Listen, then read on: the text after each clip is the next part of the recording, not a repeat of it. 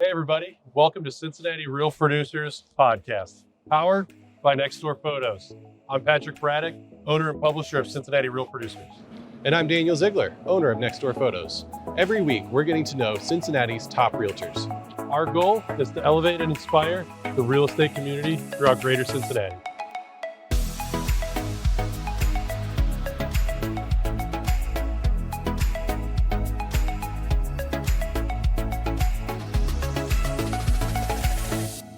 All right, today we have Amanda Gibbs, the team lead for the Queen City team at Coldwell Banker Heritage. Amanda is in her 8th year selling real estate, and her career sales volume is over $80 million. Amanda is the 2024 Women's Council of Realtors president. She received the Butler Warren Sales Master Award in 2017 through 2019. She also received the President's Sales Club Award every year since 2018 and the Circle of Excellence every year since 2019. She also received the Icon Award in 2021. Welcome to the show, Amanda Gibbs. Thanks for having me. This will be a fun one. Oh, yeah.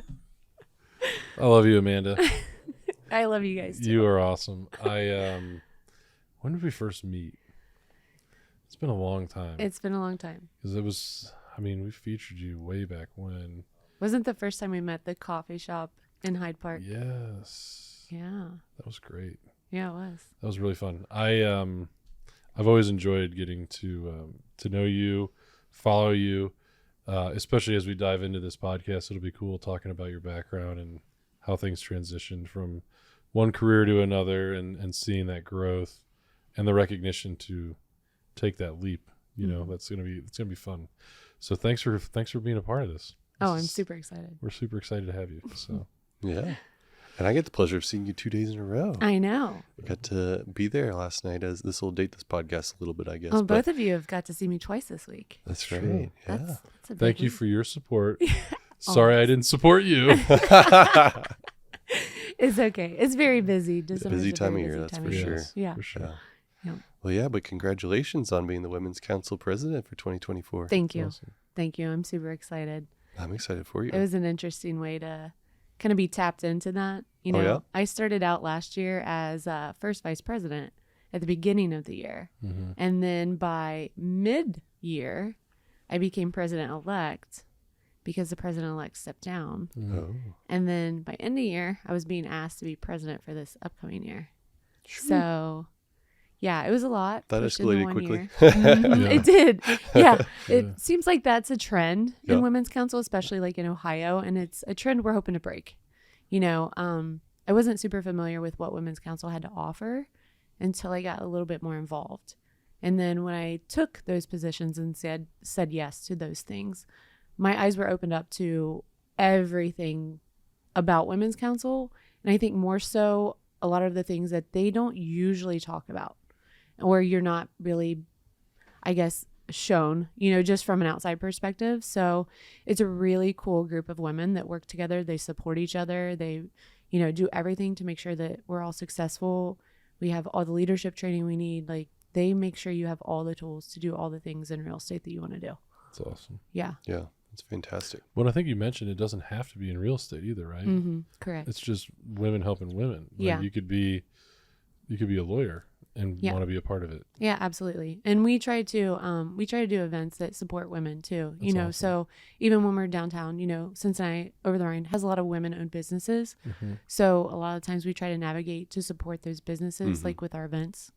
But it's just a really good feeling to be able to collaborate with other individuals in all avenues of whatever. You know, we've got some people that have just joined Women's Council this upcoming year that are in staging. And then, you know, also like other avenues that aren't really directly affected or affiliated with real estate, Mhm. but they love the support. And they said, you know, walking in the door and just talking to people, they just had that good vibe. They were like, Yeah. yes, this is something I want to be a part of. Like, it's a Really good cool. community. Yeah, it Yeah. really is. Absolutely. Well, thanks for taking charge. Thank and you. running it. Yeah. It's great. Yeah. Yeah, we're excited to see what we can do with it this year. You know, it's obviously, as you know, it's 100% volunteer. Mm-hmm. But we've got a really good board this upcoming year and a lot of people that are really excited to give back and just turn this up and really get a lot more members and a lot more people involved so that they can all have a little bit to take away from this, because we feel like there's so much that this gives so much opportunity that I feel like we just have to do a better job in making sure everybody has an opportunity to get involved with that. Sure. So Yeah. Well, I mean, Yeah. this podcast is supposed to be about you, but do you want to, provide like some sort of invitation, or kind of what would you want somebody listening to this to know about Women's Council and why they should join? yeah, absolutely. We have our events planned out for the entire year next year. We sat down and took 3 hours to do it, but we felt like that was super important so people could see everything that we have coming up. And we've got anything from golf lessons to continuing ed classes to leadership classes. We even have a business planning coming out in January. So there's just a lot of different things that we're just trying to tap on all the avenues of. I think the best way, if somebody's not completely involved, they can message myself or jump on our Women's Council Realtors Cincinnati page, and we will make sure that we post all of our events there. They'll come out in our newsletters. If they want to sign up for that, we can add them to the list. But then that way they're always notified of everything that's coming up. That's And that awesome. they can just, click the button to sign up and participate. So we don't turn away anybody if they're not members. We do have some events this year that'll be members only, but it just kind of gives them that little push to become a member. Yeah. There you go. Well, cool. So, Patrick, you alluded to Amanda's past career, but we've known each other for years, and I don't know if I know. What You're did not you do before real familiar? estate? Oh my goodness. Maybe I do, and I'm just totally blanking on it. Maybe not. I did sell that business 2 years ago. Yeah. So, but I built a scratchbook insurance agency. No way. So I did. And I did that with Farmers Insurance. Okay. So I was kind of a baby at the time because, I'm super young now. And when I built that out, I owned it for a total of 13 years. Wow. Yeah.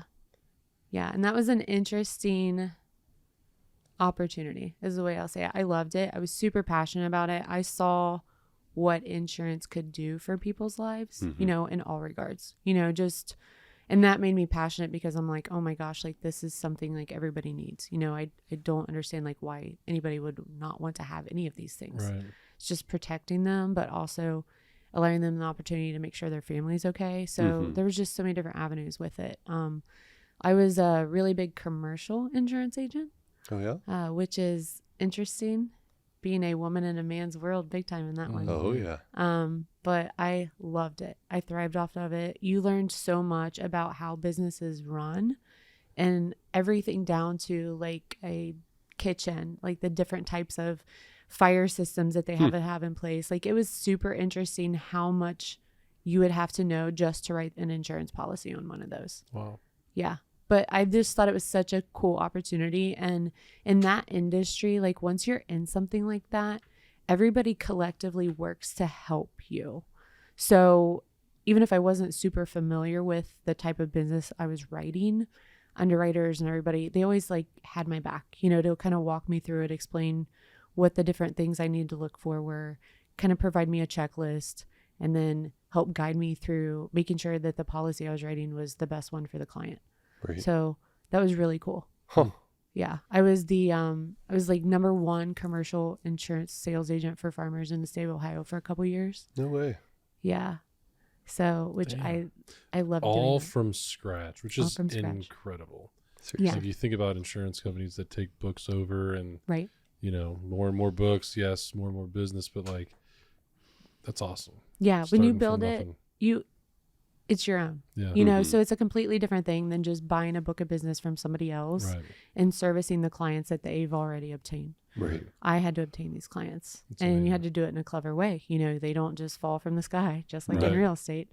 But I think that's what's made me such a good realtor. Like making that transition from that to this, I was just kind of duplicating what I did when I built my insurance book, and then taking it to a different level in real estate.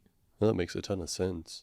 But what was the trigger for you to make the switch or to get into real estate? That's a great question. I was doing both together for about 4 years. Okay. And then COVID happened.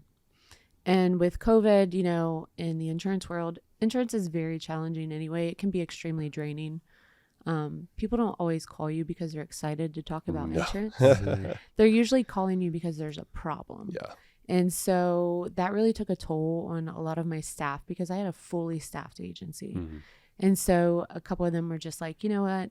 I feel like this whole COVID thing's opened my eyes. I'm going to take on a new career change. And I was left with a fork in the road to decide, do I rebuild my agency again, which is expensive and very time consuming, or do I look at other opportunities and maybe selling it? And when I mentioned the opportunity of selling it, I immediately had 3 people interested in buying my book of business. Wow. And I was like, okay, then I feel like this is what I'm meant to do at this point. Did I say this price? I meant this price. Yeah. Yeah, exactly. Absolutely. And I'll be honest, it was not easy to sell my book. Yeah. I was kind of emotionally attached to It's it your baby, too. man. Yeah. It's my baby. I knew these people. I've known they're like family. Yeah. You know, you've known them for so long. And I couldn't tell any of them because I knew that they would react the same way that I was reacting internally. Right. And I was just like, I can't do that to them. I want to make sure they're in good hands. And once we made that transition and switch, it technically happened in December the 1 year. I announced it in January and sent out notices to everybody. And I still got a lot of those calls. I got a lot of people that were super excited for me, but also, you know, selfishly, like really kind of defeated, going, you've been amazing. I'm super scared of what that means, you know, for the next one. And I'm like, I had 3 people to choose from. I try to make sure I made the best decision on who took this. So it wasn't necessarily just about the money, right? Because I felt like that was even across the board, but it was the best person to take over my book. That's So awesome. yeah. The service standards. I love it. Yeah. All right. Well, then let's take it back another step farther. So how did you get into the insurance world? Where did that desire come Oh from? gosh, we have to talk about that one. We're going bank. all the way back. Oh, we're going way back. So prior to insurance, I worked for that fraction bank. And yeah, I feel like this is a common story. The more people I talk to, like there seems to be at least one time frame in their life where they worked for that specific bank. I worked in the commercial department and I started out of there. They recruited me directly from college. I actually was taking a break from college and then they recruited me in and I kind of got stuck. Wow. Yeah. They put me in management super early. I was 22 and I was a manager. Holy cow. And that's extremely difficult. They obviously saw leadership in me that I didn't see in myself at the time. But I did that for a few years and I ended up black belting out my entire department, which eliminated my job and everybody else's job. And I was super excited about it, to be honest with you. So if you're familiar with Six Sigma, there's like yellow belt certification, green belt, and black belt. I had earned my yellow belt. I was in process of a green belt, and then I just accidentally black belted out my entire department. I worked with IT. We created a program that simplified our processes and took out like 90% of what we needed people in our department for during the day. Wow. So it was interesting the way it happened because we were really young and people were just blown away. And I mean, the offers that came in from Bank of America and JP Morgan Chase trying to get me to, you know, relocate to, oh my gosh, I think New Jersey was one and make $150,000 base at the age of 26. I was like, I don't think New Jersey is my cup of tea, you know? So, and plus I was really burnt out on banking and I just wanted something different. And I had started looking at other options and farmers had already come to me and said, hey, we have this opportunity for you to build a scratchbook. Would you be interested? And I'm like, this is different. And I think I'd like to do something that's different. Right. And that's what led me into that. Wow. Wow. That's so wild. Yeah, definitely. I've got an interesting background of things that have happened ever since I've left college. No kidding. Where'd you go to college? I went to Bowling Green. Oh, Bowling Green. I know. Yeah. But I went because I actually wanted to study psychology, and some of the best psychology professors were at that school. It's just I don't mind Bowling Green. It's just like a long campus. Mm-hmm. I feel like it takes like 35 minutes to walk from one end to the other. Yeah, like, tell me about it. I went there. Flat, windy. Got your I'm steps like, So windy. all my friends, I'm from Cleveland. All my friends went to BG. Oh so, my gosh, I don't think I knew you were from Cleveland. Yes. Wow, you admit that Greatest out loud. city in the world. Uh-huh. Yeah. Mhm. Sure it is. How'd that Bengals game go earlier this year? Oh, here we go. It's my only claim to fame right now. Uh-huh, So, I bet. so after that, we were all injured. So Browns are going down. But so into the insurance business, and then made the transition, decided that real estate, because you had dabbled into real estate, and then you started doing both. And that's when I met you, was in the middle of both before COVID. Yes. So it was like, okay, what? Yeah. I'm like, Yeah. so you're doing, and we met at your office too. And you're doing all of this, and then you're selling real estate. And I was like, wait, how are you an on the rise type of agent with a full insurance company business that you're doing both from? And then I remember when you sold the business and you were like, I'm taking the leap and I'm going full tilt into real estate. I remember thinking, this is going to be exciting to watch. Yeah. Like, it's just going to explode. Absolutely. So you've gone now from insurance into real estate. How was that feeling, and what were your next steps as far as starting that full-time real estate? Well, you were full-time, but just full-time real estate. Yeah. And I had no intentions of being full-time when I owned my agency, and we had that conversation. I got my license because at the time I was sharing an office with a small real estate brokerage, and they were just like, you're sending us a ton of referrals, why aren't you also just selling real estate? And I thought, how would I have time to do both? But when I ramped up my insurance agency with staff, then I was like, oh, okay, I could do both. My intentions were just to do it for my clients, a little bit on the side. I'm like, this is a cool secondary thing to do. I'm the type of person, like, I love to be busy and I like to be doing different things. So I don't like repetition. I get bored with like a repeat of the same thing. And it took off. So that first year I had my license, I closed 46 deals. Good gosh. Yeah. And my broker was like, what are you doing? And I was like, I'm not doing anything. I'm just selling real estate for people that are calling me to ask me to sell real estate. But I was sitting on an entire insurance book of business. Right. Yeah. So when we started a team this year, I've had to have that conversation with new team members. Like, don't look at the history of which I built my business, because it's not going to look the same. Right. Because you have to remember, like, I was already technically 7 years in at the time to building a business. And that played a huge factor in the success that I had transitioning into real estate. So, but to answer your question, when I sold my agency, that was terrifying.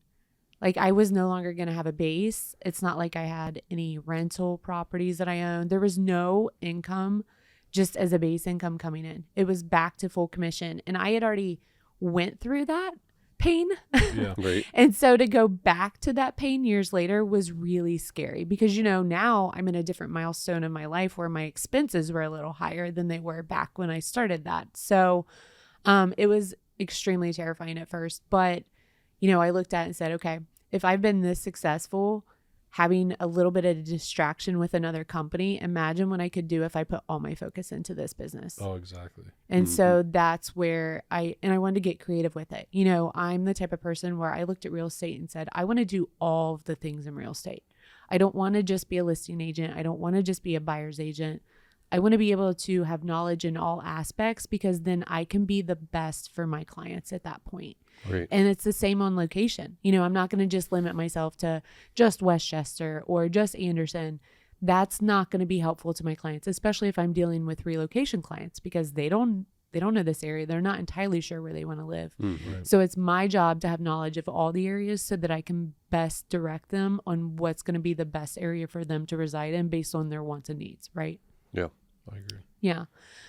So, I mean, it was a little painful the first year, just because as that happened, we were transitioning out of COVID, and that first year real estate blew up. Like, in COVID, that was the year I did like 89 transactions. And I'm like, I don't even think we're supposed to be showing houses, Right. because Right. we're supposed to all be like locked down. Yeah. We were not locked down, but then rolling into the next year, that's when it got really challenging with the multiple offers. I had a couple clients I had wrote 12, 13 offers for, and they were losing, and we were going $35,000, $40,000 over asking price. And there was just a lot of emotions tied to that. It was emotionally draining on them. It was emotionally draining on us.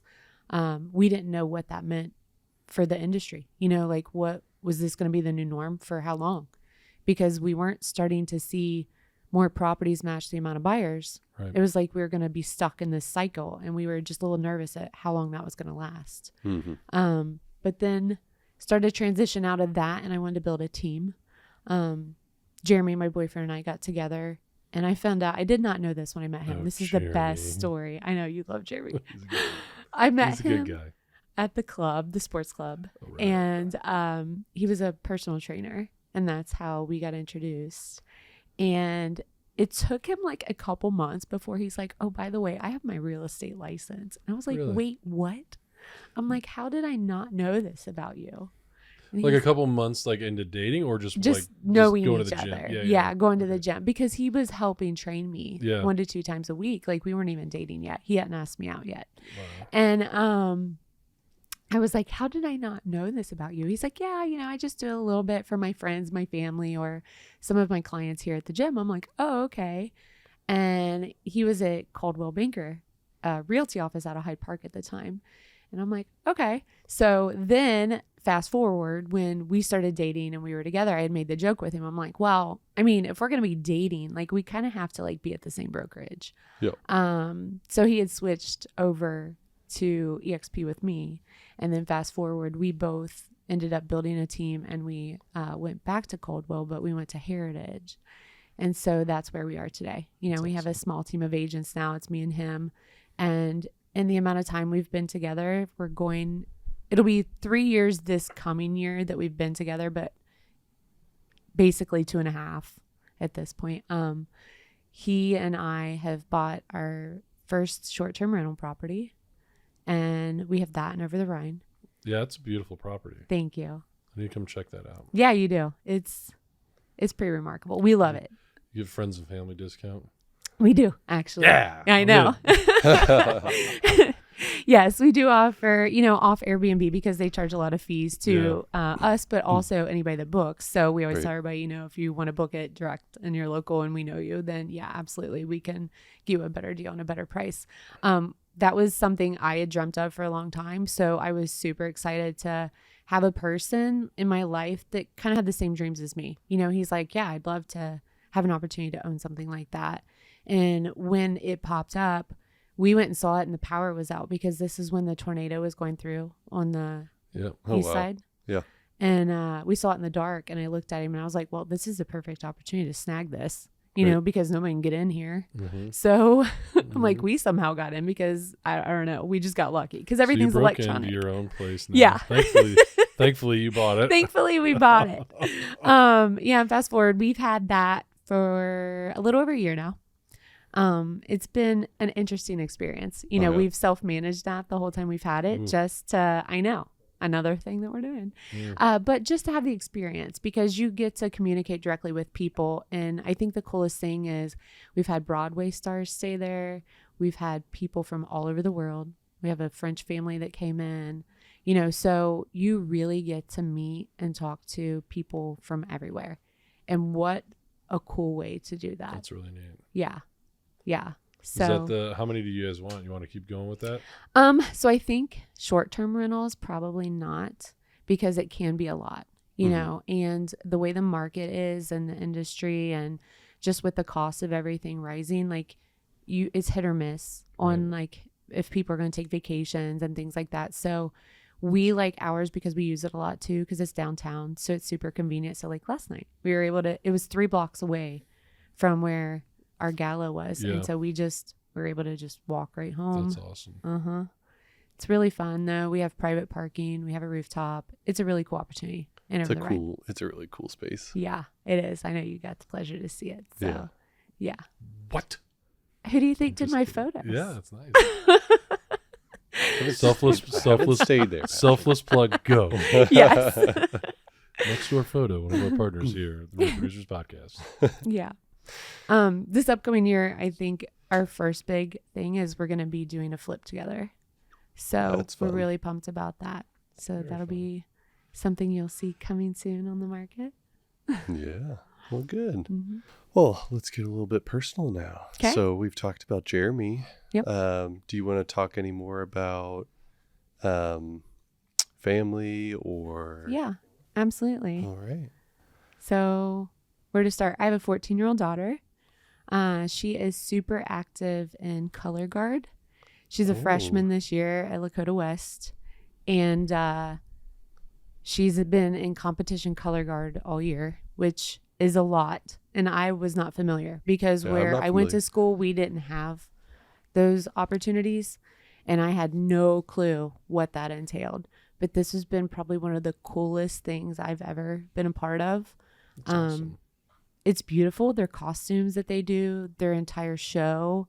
And one thing I'll recommend if you've never been or seen color guard competition is sit as high as possible, because when you sit at the level and you can see them, that's fine. That's one view. But the whole purpose of their performance is an aerial view, kind of like the band script, Ohio State does. You see everything from a totally different perspective, and it makes way more sense of whatever it is that they're doing. That's awesome. So it was beautiful. It's really cool. And then now she's going into Winter Guard, and they actually made her captain of the JV as a freshman, which was huge. No kidding. Yeah. She's really, really excited about that. She's so good at it. She's got the personality to make the facial expressions. She's the showman, right? She really does well at this, and she loves it. Yes. That would be amazing if they would do that. So that's been a new thing for our family. And she like Jeremy? She loves Jeremy. They bicker a lot back and forth because he likes to pick on her. And, she's a teenager, and I think it's really easy to irritate a teenager. No kidding. They wake up irritated. It's just, it's part of it. But they get along so well, and I'm so thankful for that. That's awesome. I wanted something like that. It's a must, right? It is a must. Yeah. Mm-hmm. Yeah. Her dad and I got divorced when she was 1. So, and I've never been remarried, and I don't think he has either, to my knowledge. He does great. He's still a big part of her life. He's super involved. But just for the sake of all of her activities, since it's closer to me, she's usually with us, more of the time than not. So, which is easier in my opinion, because I live super close to everything. So it just makes it easier for me to get her from A to B. Yeah. Right. Well, this is totally unrelated, but I happen to know you're into cars like I am. Oh my gosh. Yes. So how did you become a car nut like me? I was trying to think back on how this happened, and I was actually in high school. I was 16, and when I got my first car, it was a Chevy Beretta. It was bright red. I loved that car, and I was a young driver. It was really dumb. I was in the parking lot, and I somehow turned, and this car was turning too, and she turned right into it. Being a Beretta, it totaled the thing, right? Because it was it started leaking everything right away. I'm she barely hit me, and the car's done. But I was okay. So then I had to get a new car, and I fell in love with the old version. See, this is going to show my age. Gosh. It was a 92 Mitsubishi Eclipse. Oh, yeah. But it was manual. Ooh. I know. And I'm I love the car, but I don't know if I can drive it. And my dad's well, what better way to learn? Mm-hmm. You want to go somewhere, you'll learn how to drive it. That's right. And he's I will help you buy it if you'll learn how to drive it. I'm I'm in. I'm sold. Yeah. And I think that car is what did it for me. So it was extremely frustrating. There are moments in my life that I'll never forget where I would stall out trying to turn left at a light. And I thought, this is it. Somebody's going to hit me. I'm done. But it was the coolest thing to launch me into falling in love with cars. So in my lifetime, this is a crazy fact, I've owned 37 different cars. Holy cow. Yeah. And I've built cars for racing. I've built cars for just show. I had a show car for several years when I was 18, 19 years old. What was it? It was a 98 Mitsubishi Eclipse. Okay. The plate said wide body on it because I had a custom wide body kit. Nice. Fiberglass molded to it. Yeah. And then I'm really certain I didn't know this about you. This is wild. It's wild. It was two-tone paint. It was pinkish red, black, pinkish red on the bottom, black on top. And then down the middle was silver marble flame design. Oh, hell yeah. Yeah, it was pretty sick. I loved that car. It was so much fun. I got so many awards. It was just a really great experience. But then, it was a money pit. It was just so much expense. And then as I got older, I still loved cars. I kept transitioning with cars. And actually, when I sold my insurance company, I'm you know what? I'm going to buy a car I really want. Treat yourself. It was, but it was a huge mistake in my opinion. Because little did I know how high maintenance that the Mercedes AMG was, right? And that's what I bought. But 577 horsepower, dual turbo, that thing can launch at 1700. It'll throw you in the back seat. It's like riding a roller coaster. You like tap the gas, you're gone. And it growls, it backfires, there's fire that comes out. It's phenomenal. So the moment I got in that car and I turned it on, I was like, I have to have this thing. Like, yes, to whatever it is, like I want it. And I've had that for the past 3 years, but oh my gosh, high maintenance, because it weighs, it's really heavy. You know, it has the same engine as the other AMG, the heavier one. What is it called? I can't even think. My brain. Semi-truck? No, basically. Just a massive engine. Yeah, it's massive. It's just so heavy. And knowing that it's heavy, that means that the tires wear out super fast, right? And those things have to have big tires, and it's very costly, but it's so much fun to drive. And my whole theory was, look, I'm in my car 33,000 miles a year. Yeah.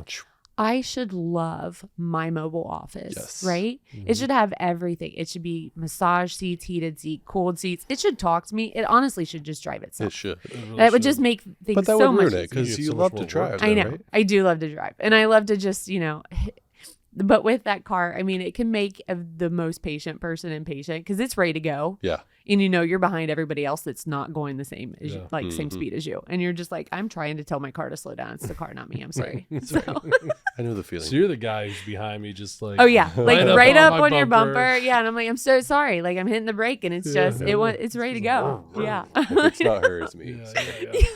I love that so much. Awesome. I love older cars too. Do you?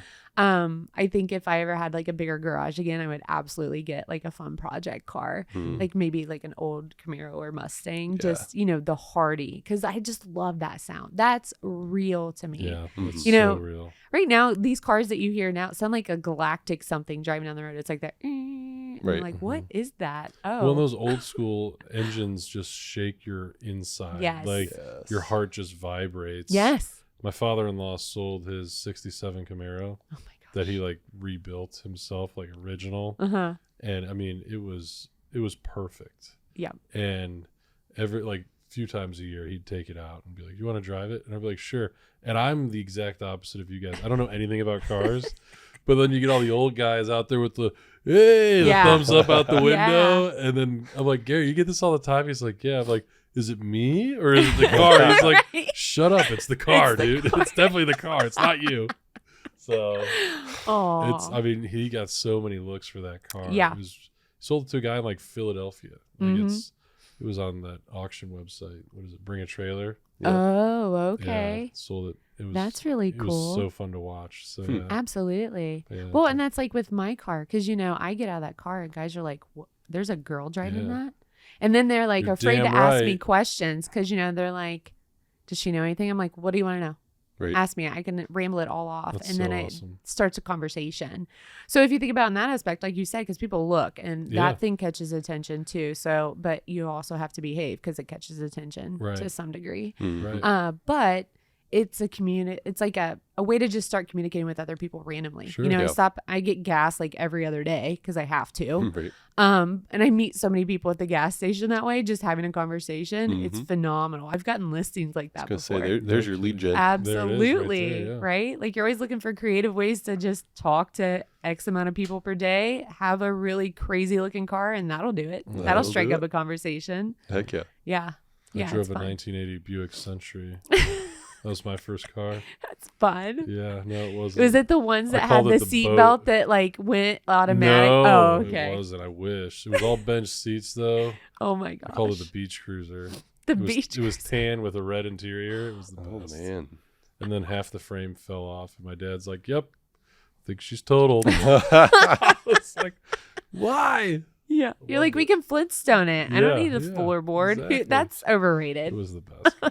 That's amazing. Probably like sitting in a sofa. Yes, exactly. You'd sink into it and be like, ooh. Right. It's like bouncing. Yeah. It felt great. I mean, imagine people today, like they don't know, not everybody in our generation, like below us, understands having to roll up a window. Right. Like driving down the road and like, it starts raining, you're screwed. You have to pull over real quick so that you can manually like roll up the window. You gotta pump the gas because it's carbureted. Yeah. What's a carburetor? I know. Like, But those cars, I mean, just there's just something about it. You know, Yeah. it felt real. Now everything feels like a computer just Mhm. taking over for you, which can be convenient, you know, if you're just driving around aimlessly all the time. But Right. if you want something to just thoroughly enjoy, it's Yeah. something like that. Yeah. Yeah. That's all. So Definitely. we should get back on to real estate for a little bit here. I We're guess. having fun here. We I are know. having fun. Welcome Normally to the- he's the one who has to rein me in. Redirect you. But I'm like, and he's like, oh, I got a question for you. I'm like, whoa, Daniel. I love that. We're getting after it today. Here, Yeah. aren't we? I couldn't help myself. No, it's great. I love that. I love that. Well, I think from what I've heard from you telling me, especially about the insurance agency that I knew nothing about, it sounds like that was a huge key to your success. Mhm. And not only just in having all those built-in clients, but probably like the skills that you learned in building that book of business. Yes. I mean, am I drawing a conclusion that is probably your secret sauce or like key to success? And then if so, like, how do you go forward? Like, what are you doing now that's maybe different, or what's making you successful these days? Yeah, absolutely. You nailed it. I mean, the thing with real estate is it's a business. And if every realtor who decided that they wanted to sell real estate looked at it and treated it as a business that they were building, then there would be an almost guarantee of success, right? Because it's not an instant gratification. So in our Right. world, you really have to know that this is a long-term game. And so you have to have the ability to build out the business and have plans in place on marketing. And it's got to happen in several different ways. You can't put all your eggs in one basket. And you have to take accountability to check the return on whatever it is you're doing as well. Right. But, you know, a lot of people come into this with that instant gratification. You know, they want it now, they want it all now, and they don't look at what it's going to take to build it out and what they're going to have to put back into it. Mhm. So with building a business, you have to pour back into your business or it's not going to be sustainable. It's Right. just not. You can go through your, what do they call it? The hot 100 list of people you know. They're going to sell real estate at some point, sure. But you want to be able to sell real estate to people outside of that list, because at one point you're going to run through that list. You're going to run dry, at least for temporarily, right? For some years or so, because nobody's going to sell every year or Right. buy every year. And know that you have to build out a long-term plan. And that's what I'm good at from building my insurance company. So, you know, I have a really good CRM system in place. I've always had one. Even when I had to have it as an Excel spreadsheet, I still had some form of a contact management system in place. And that's so that I can track all the people that I come into contact with. And if it's a not now, it's a when. And that's how I was trained in insurance. You know, we were trained to not listen to the no's. We were trained to listen to the pain point of when. Yeah. And so you just have to circle back to them. And a lot of people get lost in the moment of focusing on the now, trying to get somebody, you know, list their property now, buy the property now. But then they lose touch with all the people that said, oh, I'll do it, just not right now. Right. You know, and if you can figure out the best way that works for you, because it looks a little bit different for everybody, on how to maintain all of those people, then you will always have a constant flow of business. Right. So, and I always go into that when I meet somebody. I'm like, hey, my initial conversation with them is, I'm going to help you do whatever it is you need to do on your time. And then they just look at me like, wait, you're not going to push me? No, because you need to do this on your time. And I can do it as quickly as possible, or I can do it as slowly as possible. Whatever that looks like, we're going to talk through the entire process the same, but we're going to schedule it on your time. Right. And so that's pipelining, right? And then at that point, you just have to know, how do I reconnect with those people at what time to make sure that I stay in front of them, because that's important. Because a lot of times people say, oh, you know, I'm not going to look to buy right now. And then a house pops up a week later and they wrote an offer with the listing agent, right? We've all had that pain point happen to us. Yeah. So you just have to have systems in place, things going on that keeps you in front of them at all times. But also that isn't taking up 90% of your day of like trying to text and call every single person you know and be like, hey, remember me, Right. Realtor, don't forget about me, type of thing. So yeah, Yeah. it's been a huge help. I did a ninja training this year through Coldwell. What's And that? I don't know if you're familiar with that. No, please share. Ninja. It is a ninja sales success training. And my understanding is they do this for real estate, but also for mortgage. And this was probably one of the coolest training sessions I've ever sat in. So it was a lot of information in a very short amount of time. But a lot of the things they tapped on, I was like, oh, hey, I'm already doing that. That's pretty cool to have somebody kind of validate that I'm doing something right. But there was so much other stuff that they brought up that, I felt like was extremely important for us to remember too, is that we've got to put ourselves first too, because in our world, it's a demand world and it's a demand on their time world. So we got to make sure that we have that good balance. And that's a healthy balance. Mm-hmm. And there's ways to do that, but you have to set that expectation, right? So after going through that, I walked away my mind was blown. I was like, if this was the class they taught for realtors to get their real estate license, there wouldn't be anybody that would fail at this job. Right. Because it taught you how to build the business. Yeah. It told you all the tips and tricks to be successful. But you would take that, right? Whatever that magic potion is, and you have to adapt it a little bit to match you as a person, because that's the part that's a little bit different for everybody. So it's really cool. Yeah. That seems to be a common theme that real estate school is missing. That's all I hear about. Right. It's they're kind of missing the ball with it. But you have to educate the law. You have to. Right. Right. You have to learn how to do the job. Yeah. But what they're missing is how to run the business. Absolutely. And how to grow the business. Yeah. They don't teach you any of that. And filling out a contract. It's not necessarily in real estate school you probably don't talk about it that much. And I'm sure it's different everywhere you go, but Absolutely. When I feel like they need to upgrade the real estate school, right? Yeah. This is still set from 1980, whatever that they started this. Yeah. And they're still having you manually calculate a bunch of things. Could you use it? Maybe. But the likelihood, less likely, right? It's probably good to know, but not to primarily focus on. Then, exactly. Right. There's tools in place to help guide you with those things now. Right. And I feel like they should just take the whole learning aspect and revamp it to match to what we have available to us now. Right. Mm-hmm. That would be such a huge you have shift. to, somebody was mentioning how they should do a field placement. Yeah. You should have to shadow a real estate agent for a week or a month or whatever. And a part of me was that's a really good idea. But the other part of me is hey, this agent doesn't work on Thursday. So you don't have to come to work today. And right. But that's also a lesson learned. You set your own schedule, but this is what we do when we're at work. So I don't know. Yeah. No, I 100% agree with that. When I was with eXp Realty, we had a mentor program, and we would bring agents on as we could sign up to be a mentor. You'd have to take a class and be certified to do it. And then when they would come on, they had to do their first 3 transactions with you, and you had to hold their hand. And I was like, that's extremely important. Yeah. Because the problem is a lot of times these realtors get licensed, they go to whatever brokerage they go to. I'm not here to talk bad about anybody. Yeah. But they're just kind of left out on their own, Sure. And it shouldn't be that way. They should not be allowed to write any contracts without assistance. And it should be more than one. Correct. Right. And it you should don't be learn based on one. You know? And you don't even learn based on 2 or 3, but at least you'll have a little bit of experience with it, right? This is how it is in so many other industries. You go to a restaurant and there's a new waiter or waitress. Training. What are they doing? Right. They're shadowing somebody else. I know a home inspector, and he wanted to get his inspection license in another state in Indiana, and he had to go and shadow a home inspector there, and he had to get so many. It was a pretty large number of hours, and it's why is this not a thing? That would be brilliant. That's really good idea. It's a great idea. And the best way to accumulate for the agent that's doing it to feel that they're getting something out of it is pay them a small split of the commission. Sure. And then they're like, oh, okay. So there's a value be minimal. add. It could Absolutely. be it could be a flat fee. You're going to learn this, but you're going to get paid $100 right. to learn it. Yeah. It doesn't have to be much. No. But I agree to and then this is what I got paid. Yes. This is the transaction.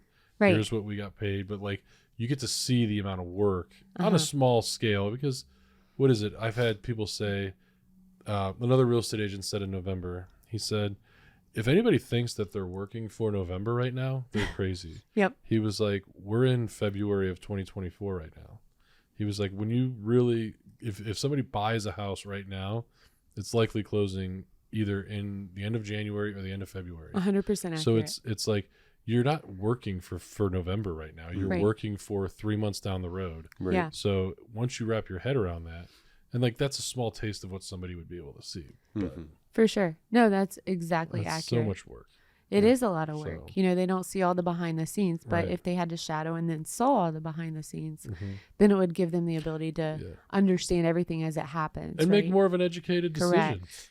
You know, like maybe that helps with, Mm-hmm. you know, the fallout of new agents. Absolutely. You know, and the retention. For sure. So, We've had so many agents get licensed, and then once they were actually in it doing it, they were like, no, this is not heck for me. no. Yep. Yeah. But to your point, I like even my own clients going through the process, they will always tell me, they're like, there is no way I could do your job. Yeah. You know, we're in it on this side and we see just this tiny bit, and I know you're getting way more on your side. Yeah. And they're like, there's no way. There's so much emotional stuff tied to this. And I'm It's like, a great testament to your systems and and your service standards too, though. yeah. Because I think that's the difference between a good agent and a great agent. Mhm. You know, what service are you willing to provide, and at what level are you willing to provide it Mm-hmm. is going to dictate your success Mm-hmm. in this industry. So the fact that you've recognized that and you championed service along with the pieces of the real estate team to go along with it, because you have to scale. Yep. So, you know, when you combine all that, good things are going to happen. So good job. Thank you. Yeah, absolutely. Well, we have had a great conversation here. We wanted to also ask you for some advice for other agents and for buyers and sellers. Before we do, we just want to give a quick plug to Back to Back Ministries, which is, you know, we're here in their space here, this podcast studio that they let us use. So we just like to give them a quick shout out, a thank you. So Back to Back Ministries is actually a global nonprofit orphan care ministry with their sights set on providing care for today and hope for every tomorrow. From Cincinnati, Ohio to Hyderabad, India, staff teams around the world are stepping into hard stories and choosing to stay. To learn more about the work Back to Back does, how you can get involved, and why a global team won't stop until every child is known and loved, you can visit backtoback.org today. So yes, thanks again to Back to Back for Thank you, this Back to podcast Back. studio space. I just got 5 text messages from my 5-year-old son and his iPad. All letters. Sorry, No, I had to say it. that's cute. He's a nut. Well, with that, so what advice would you have, Amanda, for we can start with buyers and sellers if you want. Yeah, absolutely. You know, our market is ever changing, you know, and I think when you see that shift, when we're looking at interest rates or whatever is on the horizon, don't ever feel the need to just wait, because it's going to change again. And we don't know if it's going to change for the better or if it's going to change for the worse. And one of the things we learned in Ninja is you got to learn to live in the moment. Mm-hmm. So if you're in a situation where you're not happy with the home that you're residing in, why would you wait X amount of time to buy it when you think, oh, maybe I could save a couple $100 a month, when you could go ahead and make that leap for your family and be living in the moment and then take charge of making those adjustments when that time presents itself, right? And the same thing for buyers. You know, a lot of people come into this with this fear, like, oh my gosh, like rates are super high or there's no inventory. There's no better time to get started than now. And I know that's so cliche when you say it, but you know, I've had clients in the past who have been like, oh, well, I'll wait because I feel like the market's going to change. And maybe they were pre-approved around 200, 250, and they were looking in an area that now they can't buy in. Right. Because their pay didn't increase as high as the change in the market did, Mhm. right? So, you know, I've had them make those phone calls to me like in tears going, I wish I would not have waited. Yeah. And it's easier to make the leap and then adjust to it than it is to wait and then resent it. Mm-hmm. That's So- awesome. It's so true. Yeah, I feel like we hear that over and over. Mm-hmm. So, what about for new agents? Just getting started out. What advice would you offer to new agents? I think it's extremely important if you're brand new in our industry that you look to join a team or partner up with an agent so that you can really learn all the dynamics of the industry. You know, doing this solo and not having any background or experience is overwhelming Mm-hmm. because it is building a business and you're only going to be semi-successful in it, and our dues are only going up. So there's a lot of expense. You're not being trained properly on how to build out your business. You're basically just like running around like a chicken with your head cut off, trying to make things work. And so that part can be temporary. You know, join a team, Mhm. learn the ropes, get your feet wet, build out your business, and then when you're ready, you go out on your own. Yeah. And if you join a really good team, they're going to help you and they're going to push you to that point, and they're going to tell you when you're ready, even if you feel like you're not. Right. So I think that's vital. And that's probably the best advice I could give anybody, because I've seen from my short time in the experience of having team members on our team that have left our team, but now they're out on their own. They're doing a phenomenal job. Right. Yeah. You know, so the ones that I feel like that we see come in and are on their own, they feel like they're on an island. They don't know what to do. Even if they reach out for help, it's not really the level of what they need. Mm-hmm. Yeah. That's awesome. Yeah, and I think it's so true. I mean, it just goes back to the whole mentorship thing that we were talking about, or shadowing. You know, I mean, that's what it takes to be successful in any job, and especially real estate, because there's just too much to learn for anybody to ever teach it in a school setting. Absolutely. And real estate should be collaborative on all aspects. Yeah. Yeah. So, and that's the best way as a new agent, is to collab with a group or a team or a person that you get to know really well, and then you branch out from there. Well, it's been a pleasure. I've certainly enjoyed chatting with you, Amanda, Yeah. and I feel like I've gotten to know you a lot better. Good. And I felt like we did a really good job at keeping this really timid. I know. So this is not always how things. I don't think we should shock everybody with all no, that. we won't. You know, they'll be like, Maybe "Oh, we'll bring it gosh." back. Yeah. Like episode Yeah. 2. We'll do an Episode encore. 2. Yeah. You'd be like, and now on this episode. Yeah. We're ripping the Band-Aid off here. Yeah. It's always a pleasure talking to both of you. Thank you so Absolutely. much for having me on. I really appreciate it. Thank you Thanks for being a coming. part of it. You're Yeah. awesome. Absolutely.